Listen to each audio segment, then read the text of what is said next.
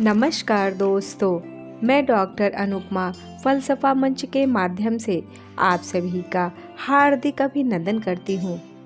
प्रस्तुत हूँ रहीम दास के दोहों की प्रस्तुति लेकर। जी हाँ दोस्तों, रहीम दास के नीतिपरक दोहे हम सभी के जीवन की किसी न किसी स्थिति से जुड़े होते हैं।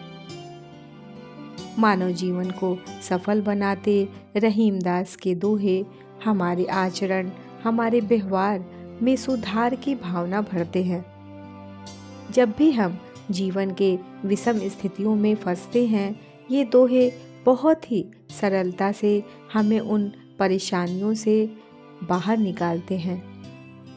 आप सभी इन दोहों के हिंदी अर्थ समझें और लाभ लें। चलिए शुरू करते हैं। रहीमन निजमन की बिथा मन ही राखो गोए।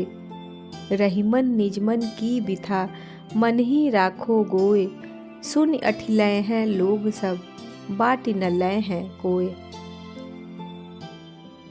रहीम दास जी कहते हैं, अपने मन की पीड़ा को, अपनी व्यथा को दूसरों के सामने कभी भी प्रकट नहीं करना चाहिए। दूसरों से छिपा कर ही रखना चाहिए, क्योंकि हमारा दर्द, हमारी पीड़ा जब दूसरे जान जाते हैं, जब उन्हें पता चल जाता है, तो समय आने पर वही हमारा मजाक उड़ाते हैं।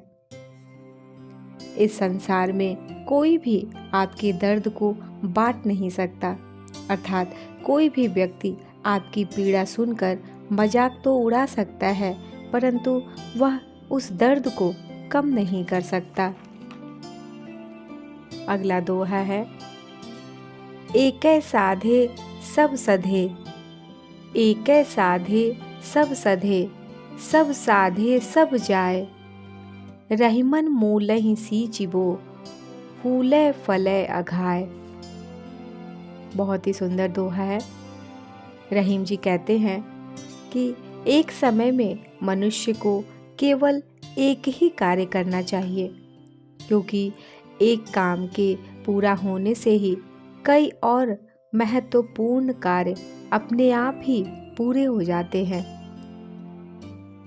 यदि आपके सामने एक लक्ष्य न होकर कई लक्ष्य को प्राप्त करने की जिजीविषा है, तो आपके हाथ में कुछ भी प्रामाणिक नहीं आएगा, क्योंकि आप एक साथ बहुत कार्यों में अपना 100% योगदान नहीं दे सकते। रहीम जी कहते हैं, यह ठीक वैसे ही है जैसे किसी पौधे में फूल और फल तभी आते हैं जब उस पौधे की जड़ में उसे तृप्त कर देने जितना पानी डाला जाता है। अर्थात पौधों में पर्याप्त पानी डाला जाएगा, तभी पौधे में फल और फूल समय पर आएंगे। बिगड़ी बात बने नहीं, लाख करो किन कोय। रहीमन फाटे दूध को, मथे न माखन होए। बहुत ही सुंदर पंक्तियां हैं। इन पंक्तियों में रहीम दास जी कहते हैं कि कोई भी बात जब एक बार बिगड़ जाती है, तो लाख प्रयत्न के बाद भी उसे हम ठीक नहीं कर सकते, उसे ठीक नहीं किया जा सकता। यह तो ठीक वैसे ही है जैसे जब दूध एक बार फट जाता है, तो उसको कितना भी मथा क्यों न जाए, उससे हम मक्खन नहीं निकाल सकते, उससे हम मक्खन नहीं निकाल सकते।